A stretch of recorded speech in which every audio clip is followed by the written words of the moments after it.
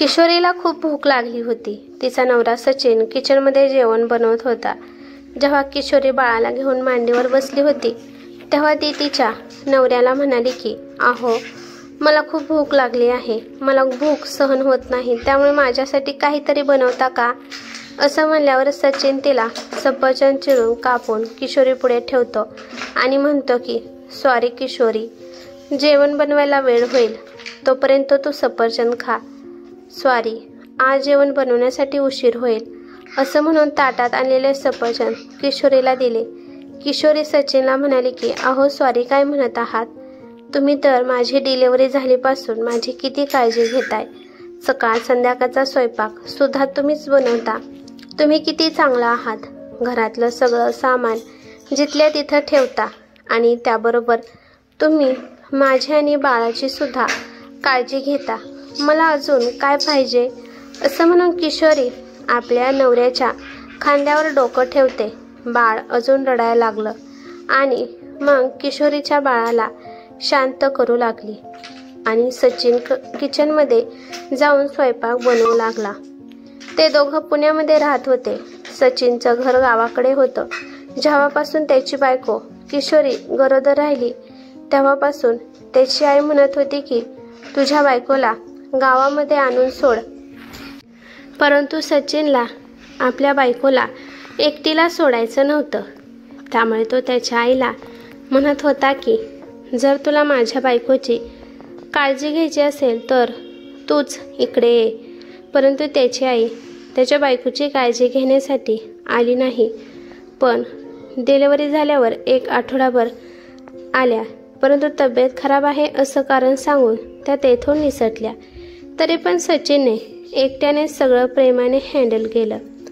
कधी कधी किशोरीला आश्चर्य वाटायचं की माझा नवरा सचिन बाळाला आणि मला कसं सांभाळत असेल, घरातील कामसुद्धा कसं करत आहे.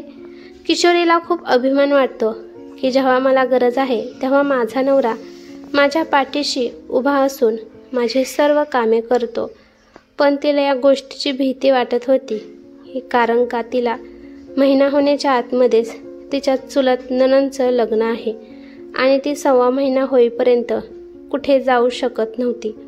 तसं सचिनने आणि किशोरीने त्यांना आधीच सांगितलं होतं की त्यावेळेस डिलिव्हरीची तारीख आसपास आहे, त्यामुळे लग्नाची तारीख पुढे 2 महिने ढकलावी. परंतु किशोरीच्या सासूने मुद्दाम ही तारीख ठरवली होती. त्याच तारखेला लग्न होणार म्हणून ठरवले. सचिनने खूप समजावलं की पण ते समजून घेत नव्हते. त्यानंतर ते दोघे पण गप्प बसले. तेव्हा सचिनचा फोन वाजला. सचिनने किशोरीला फोन उचलायला सांगितला कारण का तो चपात्याचं पीठ मळत होता आणि त्यामुळे त्याचे हात भरले होते. त्यामुळे किशोरीने फोन उचलला. तिकडून सासूबाई म्हणाल्या की सुनबाई, तुझ्या चुलत नणंदच्या लग्नासाठी येण्यासाठी तयारी झाली आहे का?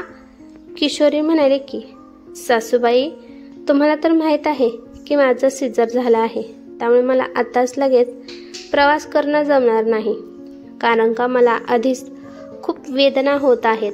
सासू म्हणाले की काही हरकत नाही, सचिन एकटाच येईल.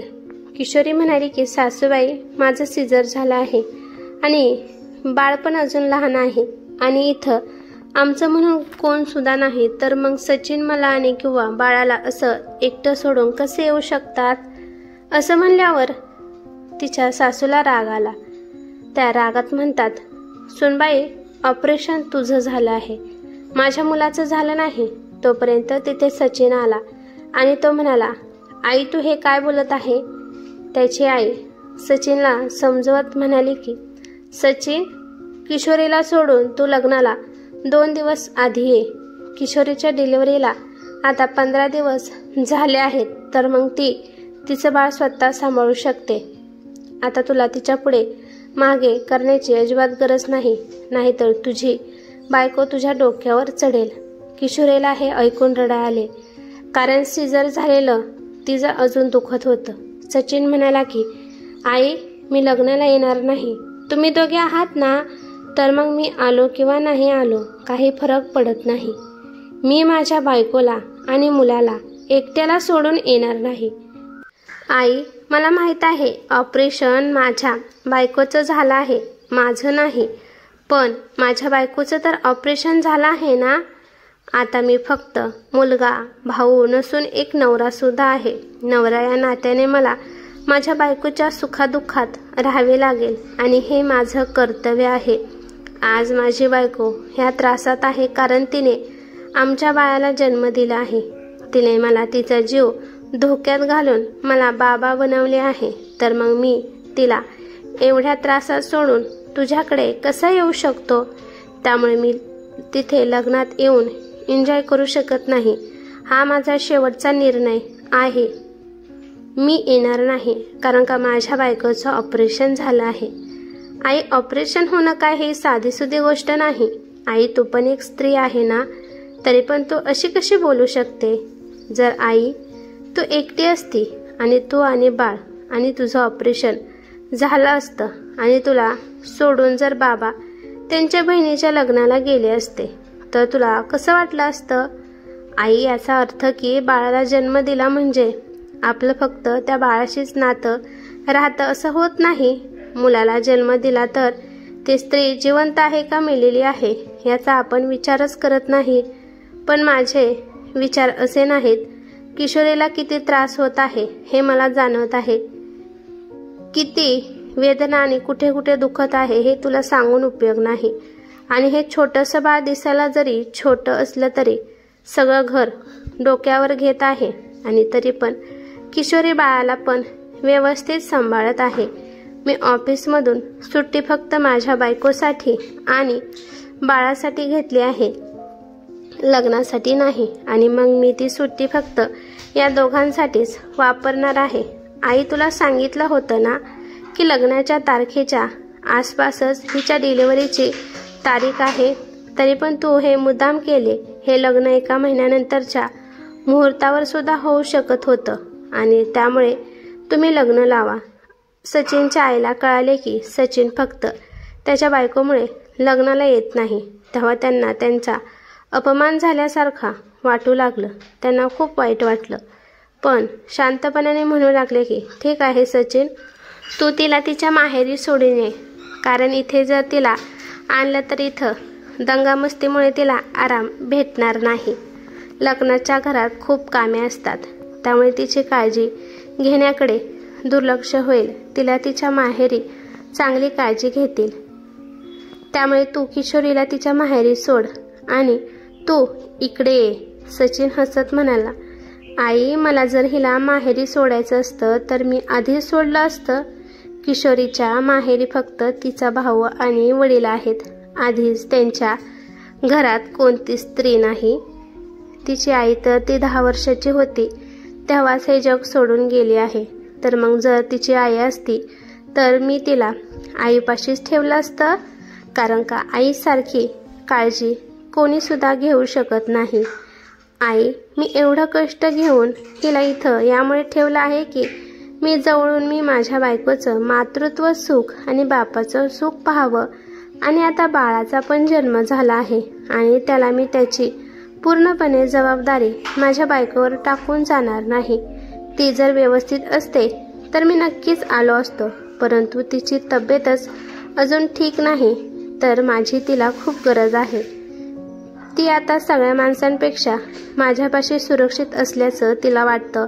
आई, तू अजिबात टेन्शन घेऊ नकोस. बहिणीच्या लग्नाला कोणतीच कमी पडणार नाही. मी तुझ्या अकाउंटवर पैसे पाठवले आहेत. तिला मस्तपैकी सोन्याचं काहीतरी कर. मी माझ्या बहिणीला फोन करून सांगितलं आहे. तिने मला समजून घेतलं आहे. तिला खूप अभिमान वाटला की आपला भाऊ किती समजूतदार आहे, आपल्या बायकोची किती काळजी घेतोय.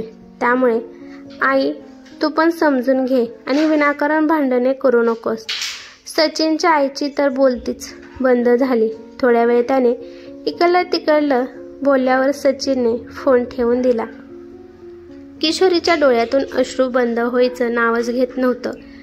किशोरीने फोन ठेवल्यावर लगेच सचिनचा हात हातात घेतला आणि म्हणाली की तुम्ही किती चांगले आहात.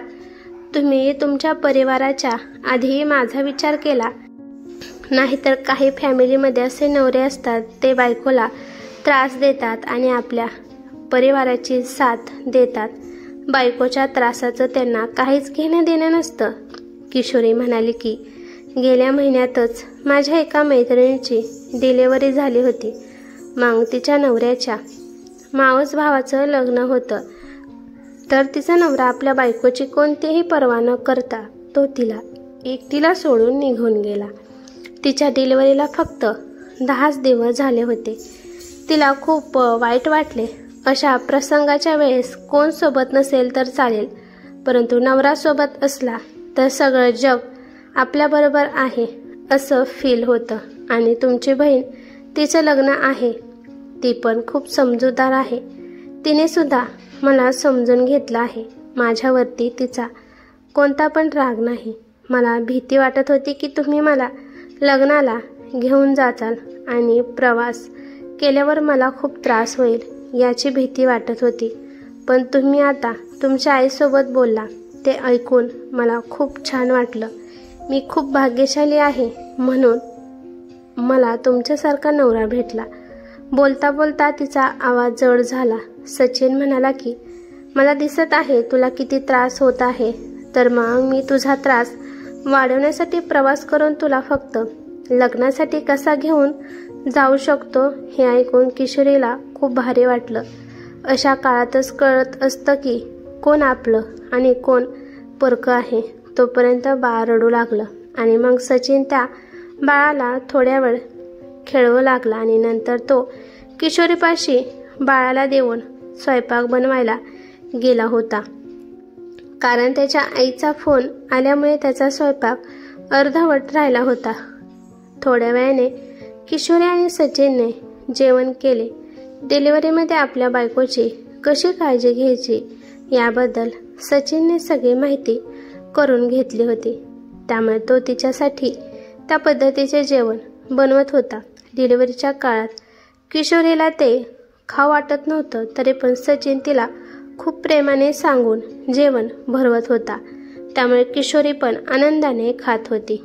कधी कधी तिची कंबर पण खूप दुखत असायची, तर सचिन प्रेमाने तिची कंबर कधी दाबत असायचा किंवा बाटलीमध्ये गरम पाणी देऊन तो तिला शेकायला सांगत असायचा.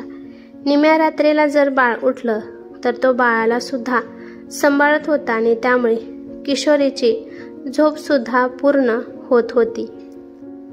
नवरा बायको म्हणतात ना, एका संसाररूपी रथाची 2 चाके आहेत. खरंच आहे ते. नवीन लग्न झाल्यावरचा तो हवाहवासा वाटणारा एकमेकांचा प्रेमळ सहवास, त्याने केलेलं तिचं कौतुक, मग ते जेवण बनवण्यावरून असो किंवा तिच्या दिसण्यावरून, त्यावर तिचं लाजणं, प्रत्येक गोष्टीचा दोघांचा पहिला अनुभव न विसरता येणारा. किती गोड असतात ते दिवस. या नात्यात वेगळाच गोडवा असतो. नवीन घरात तोच एक अगदी जवळचा हक्काचा वाटतो. आयुष्यात त्याच्या असल्यानं किती सुरक्षित वाटत असतं. तिचं सगळं विश्व त्याच्या अवतीभोवती असतं. एकमेकांच्या आवडीनिवडी, सवयी समजून घेणं, त्यात साम्य असले तर होणारा तो आनंद, जीवनातील सुंदर अनुभव असतो तो. आणि बाळ झाल्यावर पण त्यांचं नातं अधिक घट्ट होतं. ही कथा कशी वाटली ते मला कमेंट करून नक्की सांगा. कथा आवडली तर लाईक शेअर नक्की करा आणि चॅनलवरती नवीन असाल तर चॅनलला सबस्क्राईब करा. धन्यवाद.